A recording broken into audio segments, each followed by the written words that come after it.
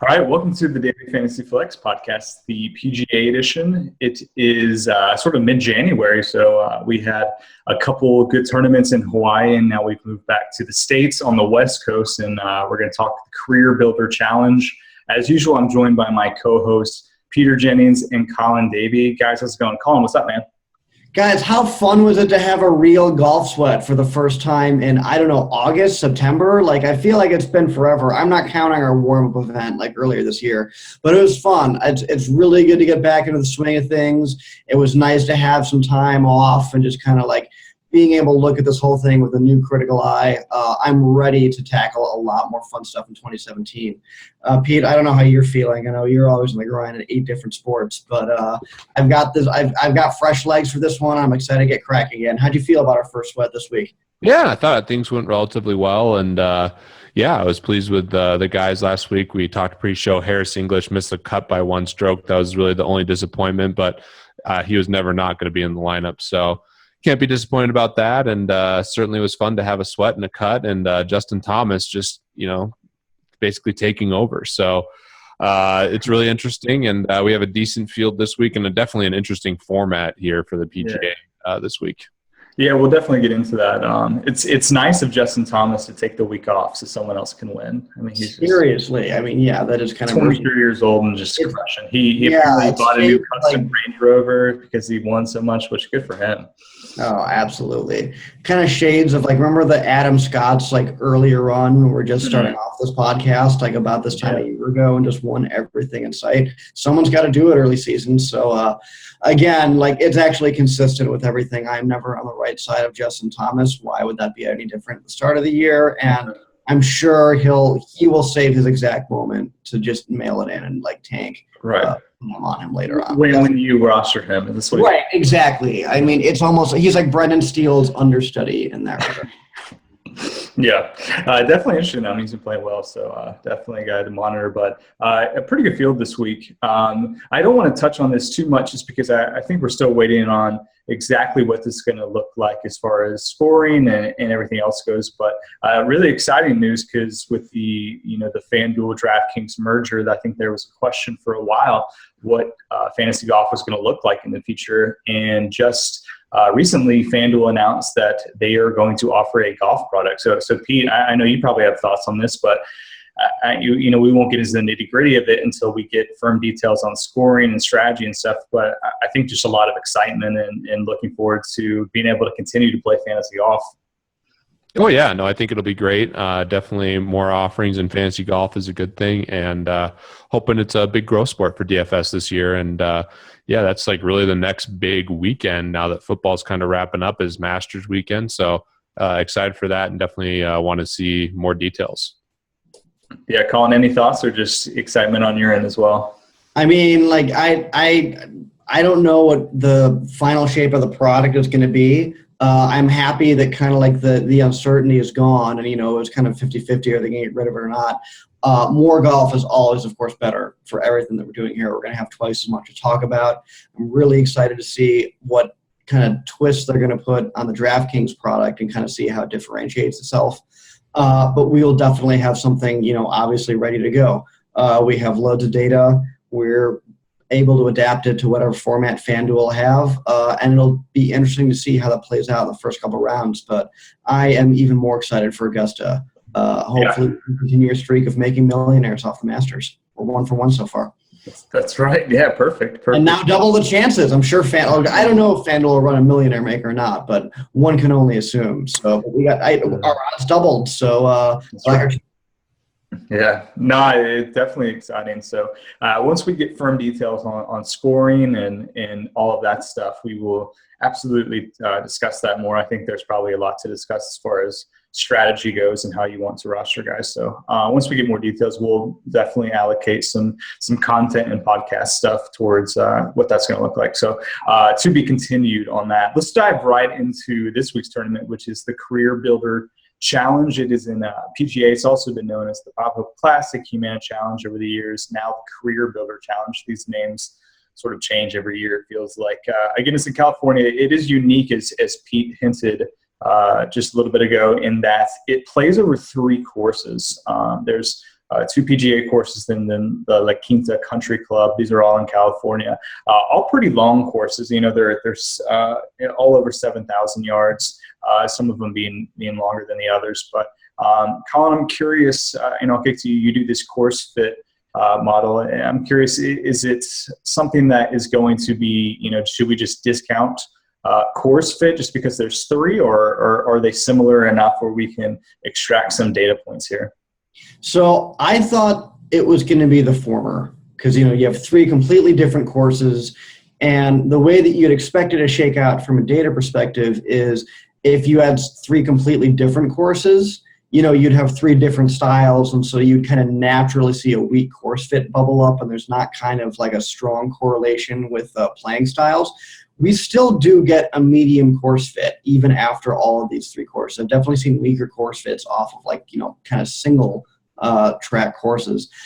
I would put this at Pick Your Bombers. It's about a medium strength course fit, not as strong as other places I've seen. But everything I've seen says even after 5 years of data, it's generally Bombers still popping. I don't know enough about the layout about each of these individual courses, but if you kind of treat them as an aggregate and just run your course fit anyway, you still get some signal, and the signal is suggesting decent strength. Bombers have a slight edge here. So, Pete, does that kind of concur with what you know about the course and what you're targeting? Yeah, I know all three courses are relatively long, and I think that makes sense. Format's interesting, too, in that it's kind of a hybrid of a no-cut and a cut, since the cut's after 54 holes, since they get to play all three courses. But, yeah, it's definitely something I'm going to be chasing birdies and bombers, and I think there's some really interesting golfers this week. Yeah, and I was kind of going back and forth on how does the hybrid kind of three-cut round versus the two-cut round change your strategy. I struggle to figure out any way in which it would significantly change a 2 versus 3. If you're playing GPPs, you need everybody to get across the hump. If you're playing cash, it always helps. I don't know. You could talk yourself in circles. I think this is a weird one-off that I'm not spending too much time thinking about how much it makes things differently. But I'm just curious if you gave it kind of the same level of thought and came to any different conclusion. Yeah, no, I'm on the same page as you. I think that makes sense. There's a lot of arguments that you could be made. Maybe a slight uptick. You're always chasing birdies and scoring anyways with DraftKings scoring, but maybe you're willing to take a little bit more variance because you are guaranteed 3 rounds, especially in tournaments. But yeah, you still want consistent guys and cut makers in your cash games because it's still an extra round, which is obviously substantial. Yeah, and a lot of these guys that I think are probably going to be, pretty popular anyway are guys who are, fairly consistent. We're talking, the Bill Haas's, the Grillos, those type of guys who are consistent anyway. And these are guys that have had success and are been playing really well. So just a quick touch on just sort of course history of the last couple of years. Jason Duffner won this tournament last year. He just missed the cut in his last tournament, but he'd been playing fairly well prior to this. He's, as far as guys who have been playing well recently, he's a little bit priced down. He's at 9-2. And then if you look at the other guys, speaking of Haas, he's won twice here, and he should be popular again this week. He's sort of priced up. He's the third highest priced guy, which, considering the Vegas these prices are so correlated with Vegas odds, and he's already won twice. That makes sense. Patrick Reed won 3 years ago. He's the highest priced guy. He's been playing really well. He played really well last week or 2 weeks ago, rather, in Hawaii. So, yeah, I think interesting. A lot of guys who are playing really well. Molinari at the top, who sort of crushed at the end of 2016. So I think a really interesting field. And any other thoughts on the course? You guys just want to jump into, just talking players here? Let's dive into the player groups. Yeah, let's get into it. Cool. All right, well, let's do it. All right, so let's divide it up into tiers, and let's go. We'll go to our value bin and go just bargain bin. Min price up through $7K. Let's do that. Colin, you want to start? I've done value forever. I want to have Pete. Give us the value, buddy. I feel better about the mid range. All right, I'll do value. So we're including 7,000. Yeah, let's include 7K. All I right. think there are some guys right there that are fine. All right, so what do we got here? So there are some names here that are like not too surprising, like Roberto Castro pops because he's right in his my value range, like just where I love him. And Daniel Summerhays, who, like, if I'm a believer in long-term adjusted around, like, he's definitely there. I know he's kind of had like a little bit of a rough patch, but 6,700 is awfully cheap for someone who is, in the mid-eights in major tournaments, as like in recent memory. But the guy that I'm kind of surprised is popping for me as high as he is this week is Jonathan Vegas, who is topping out the value tier for me. He does not have good course history here at all. Let's see if we can pull up his exact results here off of player models. It's around here somewhere. I forget what it is exactly, but the course fit isn't bad. And like, I don't know, like I have to do more digging into exactly like why is he popping as high as he is. But other guys, there are other kind of no names that are kind of popping here as well. Chang Sung Pan, who I mentioned last week as well, continues to kind of climb up a little bit. He's definitely lower volume. And he had a disappointing showing last week, but I think that's just kind of his long-term adjusted round is kind of baked in pretty well. And another newcomer, Ryan Blom, who I've heard nothing about. He has very low volume, no history here, not even enough data to have a course fit. I guess he's my other pick as far as like Americans for up and coming. And then the other guy here who I've never mentioned before, Robert Garrigus, who I'm trying to figure out. I have a stuff here. He has one result here. He has a 49 here. This is the only result here. There's a withdrawal at the Barclays that's kind of keeping him down, but like every single like kind of like mid-range value tier he was at to start off the season, it's not bad results. There's a miscut of the Shriners, but like it's a bunch of top 35s or whatever. I think he's there. If you kind of do a magic eye and kind of stare at his recent results, there's very few miscuts. There's a withdrawal that's kind of weighing it down at Barclays, but like if you discount withdrawals to begin with, then it doesn't matter as much. I see a solid cut maker in Robert Garrigus that we haven't seen before, so he's kind of the new toy that I'm excited to test drive this weekend. Pete, how are you feeling about the value tier? Yeah, I'm kind of struggling with the value tier a little bit. I was going to mention Vegas as well. I think the one other interesting play that if you want to go off the Justin Thomas angle is Smiley Kaufman. He's someone that I'd be buying long term. Last year he dealt with a wrist injury that was really bad, and he was playing really well before that. The guy can hit the ball a long ways. He missed the cut last week by one stroke. So, he had a decent but not great week, obviously a little below average at the Sony, but I think he's someone else who's catching my eye towards the top end of that range. Just in terms of upside, someone we were taking last year a lot was Danny Lee, and he's still pretty cheap, but he's just been so bad in some spots that it's tough to take. A lot of miscuts, a withdrawal. So I don't know. It's hard, or maybe not a withdrawal, but a lot of miscuts recently for Danny Lee. Another guy who's popping for me that I think is just because of the data set is Brandon Stone. I'm not sure what to make of him. It looks like he's been really good on the Euro Tour, but he's right at 7K, so there's some other guys that I like a little bit more. And I think there's a ton of guys in the mid-range that we'll talk about in a second I think are really interesting. I put Brandon Stone as a data set type of thing, kind of similar to Hand Tour guys. I wouldn't read heavily to that. I have way too many people at 7K that I would. He won the Alfred Dunhill Championship. That doesn't do it for you, bud? No, not enough. You know how much I give Eurotour, like just like Cape Town Open, second the week before. It's barely a Eurotour event. And even Dean Burmester is your headliner, then just don't even like. I guess you can call that golf, but whatever. Yeah, I think my favorite guys are the ones that you mentioned. I like Garrigus a lot. He's actually the third highest rated guy in this tier for me. I think Smiley Kaufman's the other one, like I talked about, who's a GPP play, but certainly interesting. And if you want to buy someone who's young, and there is merit to why he did so poorly last year for a stretch, and that was a really bad wrist injury. So he missed like a bunch of cuts in a row after being pretty good in that stretch.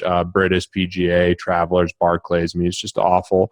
But that was correlated with the wrist injury. So he's someone I definitely think you could buy on at this point in time, especially in GPPs. But yeah, for cash, I think Castro, I think Vegas, I think Garrigus are the top choices.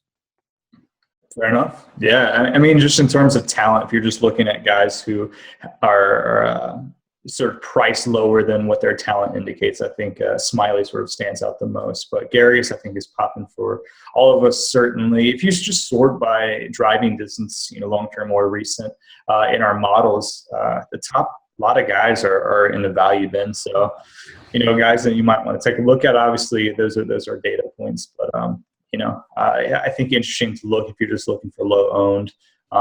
You guys for GPPs, this field is obviously bigger than last time, but interesting guys for sure. Smiley, Ollie's another guy, right? 6'9", if you're just looking for the Justin Thomas angle here. Let's keep on moving.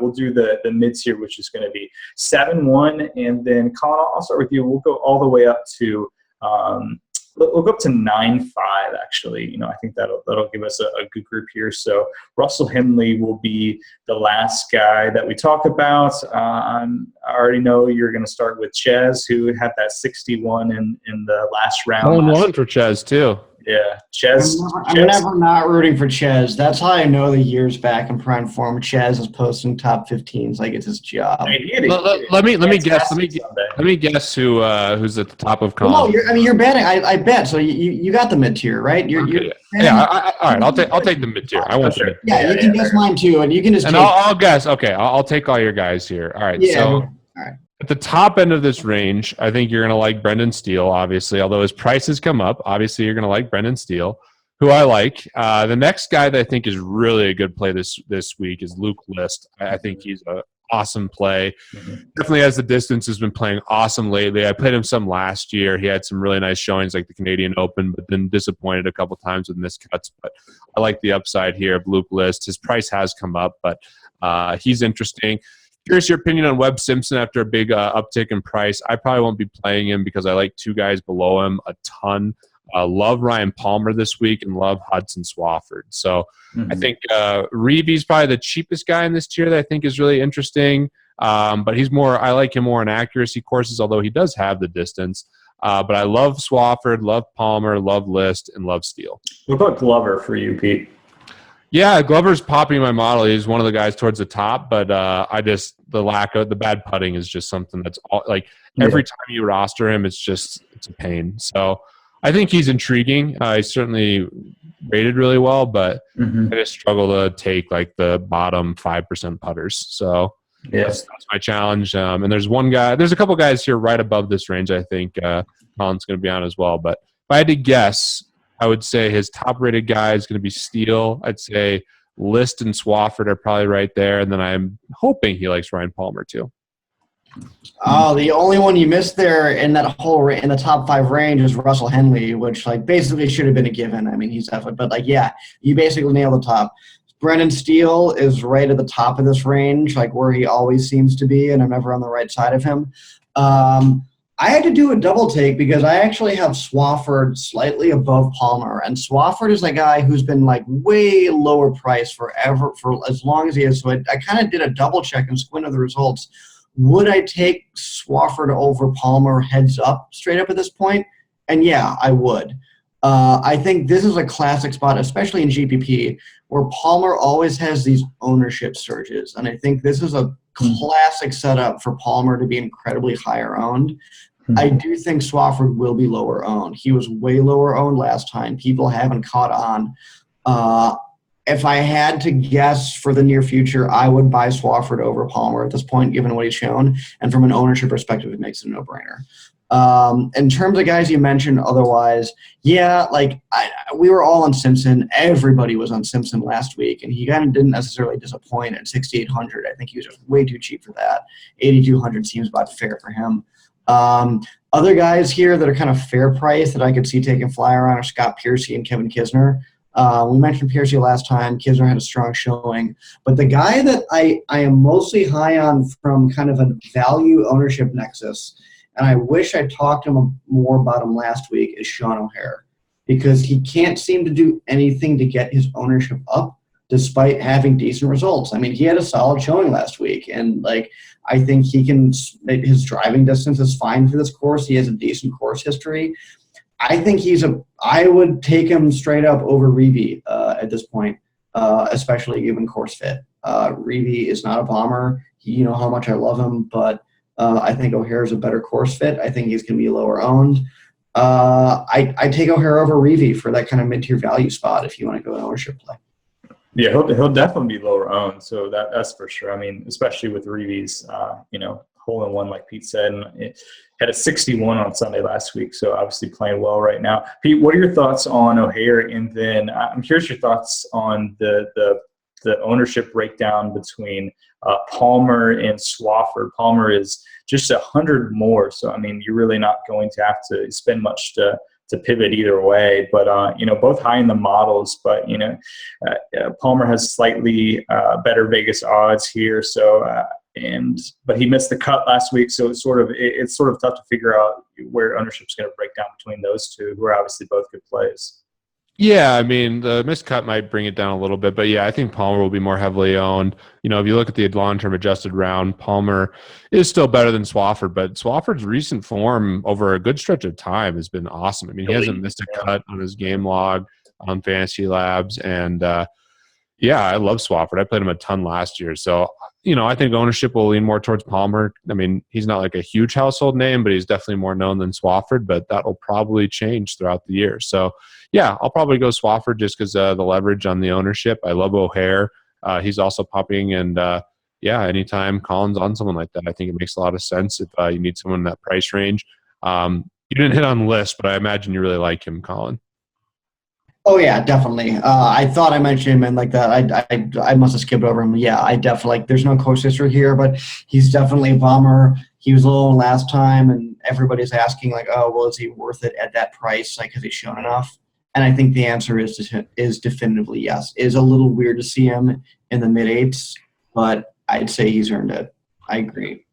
Colin, I'm curious, something in NFL, we recently sort of revamped our ceiling and floor, just how we were calculating those. And we're just using historical comps and stuff. Bales did a video on exactly what that looks like. But, we were really getting into as far as content goes and just the way that we analyze players, ceiling obviously being more important for GPPs and floors being more important for cash games. And I think Swafford versus Palmer is sort of a good dichotomy of this.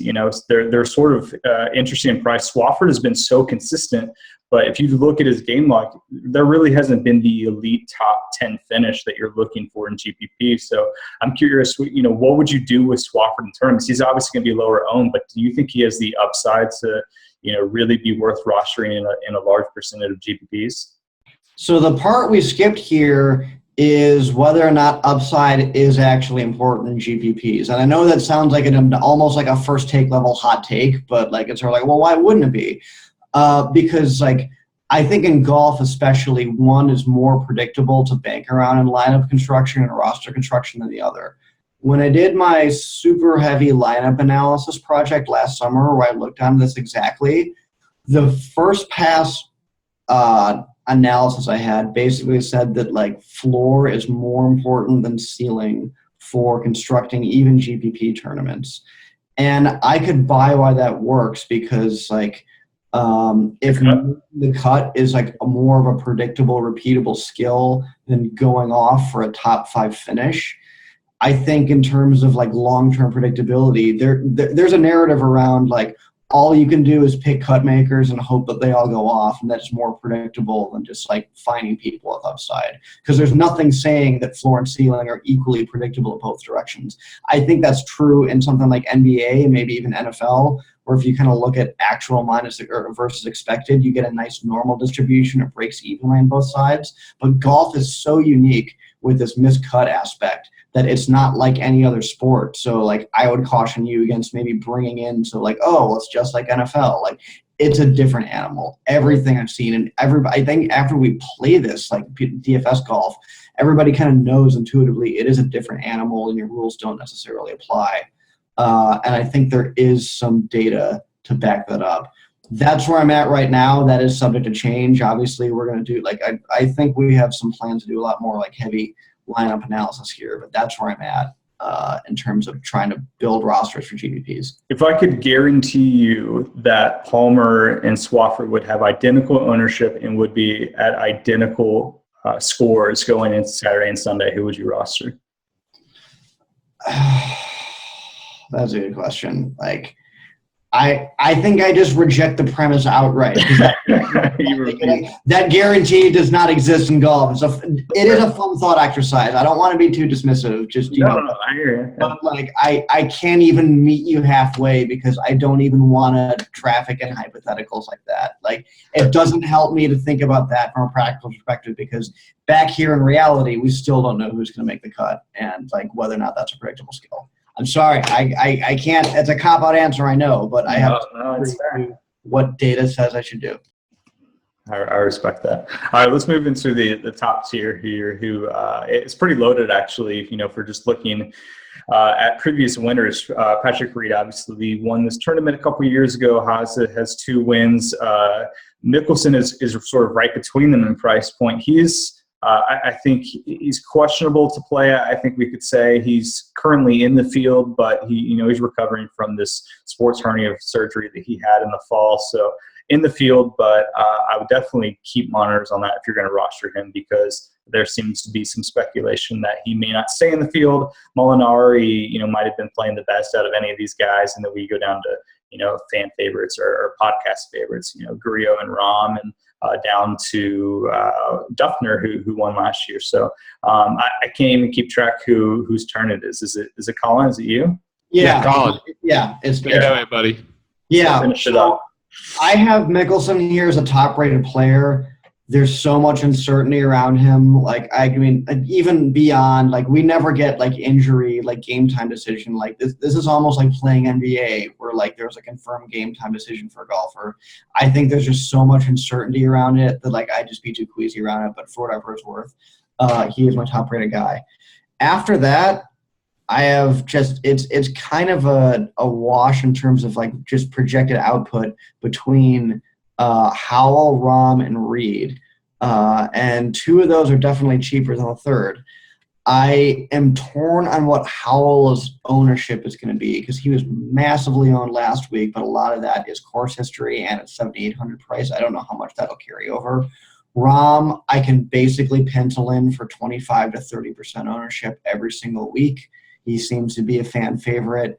His ownership doesn't seem to be very elastic to anything. So he's almost like in the Ricky Fowler class at this point of perma-fade just because like everybody loves to play him. And Haas is the other interesting one too in terms of how much course history will affect his ownership.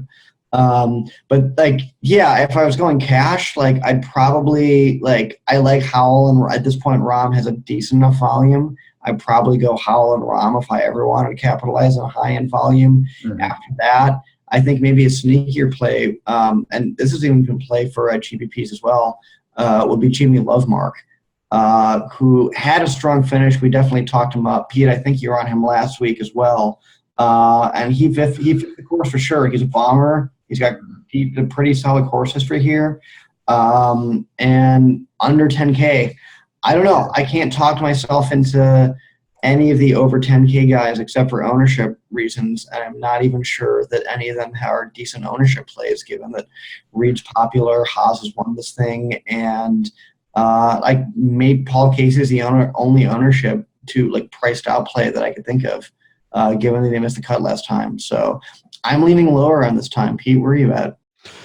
Pains me to say that I'm fading Emiliano Grillo, but probably will be fading him just with course fit relative to these other guys. My favorite guys are Rahm and Lovemark. Buying the young talent here, both bombers. Really think Rahm's going to be priced like this in a lot of tournaments all year, and the quality of the field isn't as good. So I like Rahm competing against even some of the best players in the world in a lot of spots. So I'll be on him. I'll be on Lovemark. I think Reed's the guy I'd go to next if I was going to pay all the way up, but I think more balanced rosters is going to win out. I understand Molinari will be owned, but again, he's the exact opposite course fit that you're looking for. It's an accuracy. 100% agree. Same thing with Zach Johnson, who we also have. Yeah. I played a ton of teams last year where I'd have Grillo and Molinari when they're accuracy courses. And I think I'm just going to be swinging for the fences with these bomber guys. So Rahm and Lovemark for me. And again, we talked about Steele before, but that's kind of the guy.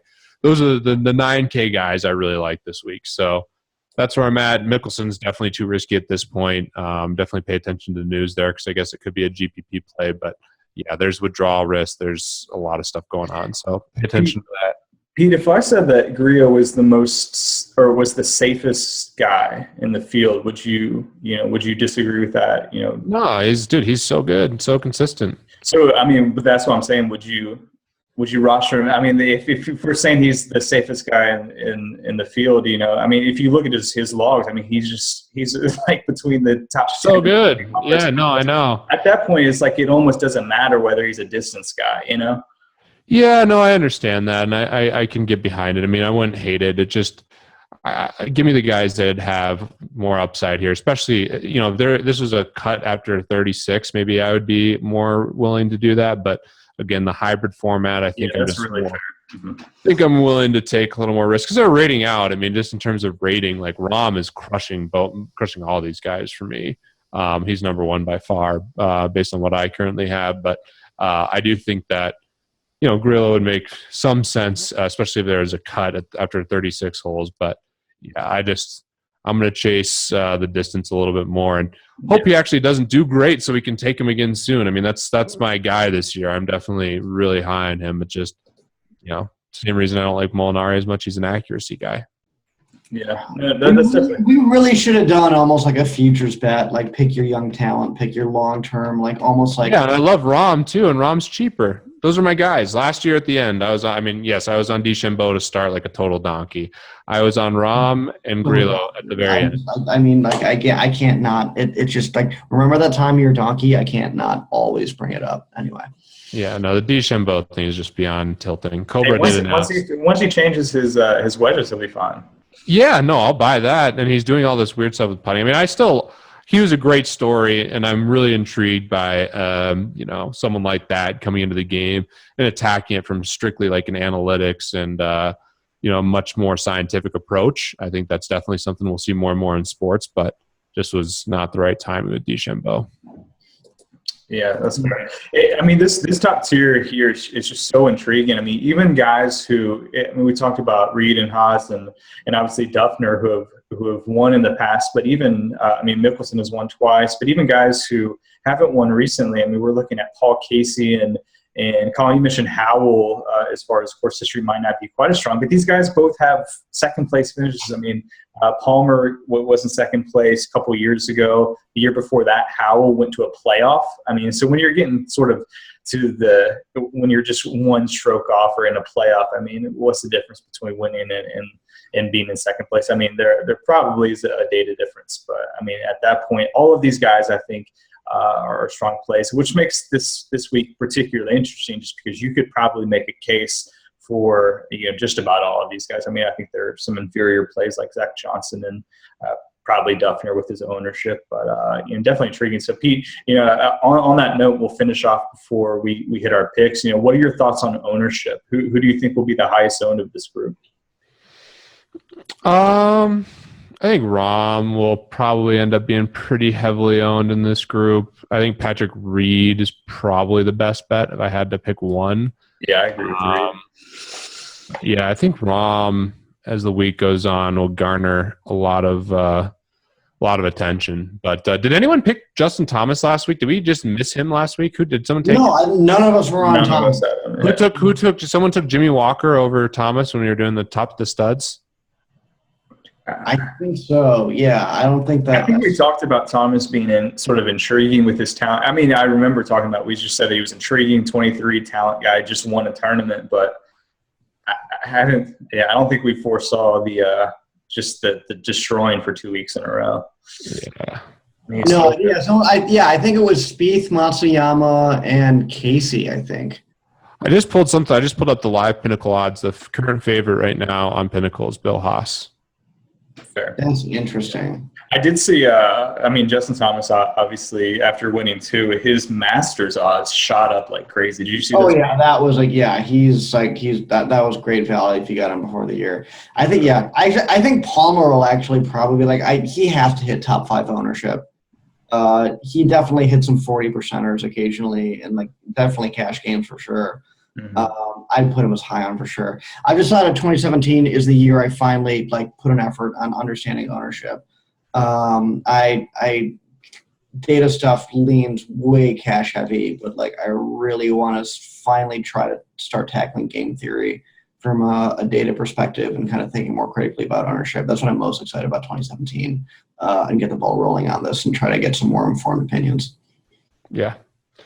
All right. Well, let's pick some winners. On that note, how do you feel? Do you think Palmer is going to be crack top 5 ownership? Ryan Palmer? Yeah. Probably not. I'd probably be around that range. Yeah, I think he'll be up there. I mean, I just think there's a lot of good guys in that range. That's the hard part too. Is just like over under top. Like give me a line 5.5. Like rank of ownership. Yeah, I'll take under on that. But it's like 6.5. Maybe I'll take under on 5.5. All right. I mean, I guess I'll take over. We'll have at least one prop bet. Like, I think it's really close. I mean, I think that's a really good line. But yeah, I'll take under. I could see 5 guys being owned more than him. Who had first pick last week? We'll try to mix these up. I think I had second pick last week, so I don't care if I go first or third. Yeah, I think I had first. I think I went chalk there with Spieth. So I definitely went. It was Colin, me, and then Bryan, because you took Knox first on the way back. That's right. All right, so Pete, you start off. I'll go second, and Colin, you can round us out. Yeah. All right, sure. Give me Patrick Reed. Patrick Reed. Yeah, hard to. I'm gonna go Rom. I should just go super hot taking a Mickelson, but like, no, I'm not gonna do it. You might lose that tomorrow. I'll go Haas. I always That's like smart. Take the favorite right now. Yeah, like Haas is fine. And then what's our cutoff for lower tier? Just under 9K. 89 and less, right? Under 9. Let's do it, Luke List. Damn. Yeah, I knew that was coming. Yeah, I know he was going to get back to me. Under 89. I'll go Palmer. Hold on here. I can't. I see this made me actually think whether I wanted to take Palmer or Swafford. Like this was the time, and this is the debate. Yeah. So that I know how I feel now. Based strictly on the odds, the correct play was List. How much is Kisner? Oh, he's there. He's 89. Oh yeah, give me Kisner. He's by far the best. That's a great last pick. And then Hoffman would be the next if we're just straight going odds. You're getting plus 4.554 on Hoffman right now, so he's basically 45.5 to 1. Kisner's 35.5 to 1. List is 43 to 1. Who else did you guys take at the end? You took Palmer? Yeah. Palmer's the same thing. Palmer and Piercy have like identical odds, as does Kevin Na. They're all in that same range. Where's Molinari?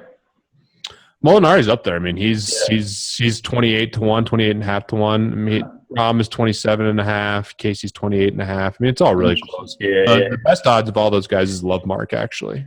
Love Mark, interesting. Oh man, we all favor. It's such a narrow band, though. I mean, we got Reed. Yeah, he was in the dead zone of like the mid 9s. Yeah, we got the 3 favorites outside of Zach Johnson and Reed, Haas, and Rahm. I guess Griot's right there too right now. Yeah. But I mean, this is interesting. I mean, there's so many guys I think that you could be intrigued to play. I mean, in the mid-tier range to the upper range, there's just normally we have a favorite that's under 10 to 1, and a lot of times they'll be 5, 6 to 1. This is week the highest favorites, in the 18 to 1 range. So that does suggest going a little more balanced. But definitely. For sure. Cool. All right, we will end it there. Thank you guys for listening. As always, we're obviously excited about the FanDuel news, and we will definitely discuss that over the next couple of weeks as we get word on what scoring and all that stuff is going to look like. But thanks for listening. Good luck this week in the CareerBuilder Challenge, and we will talk to you guys next week.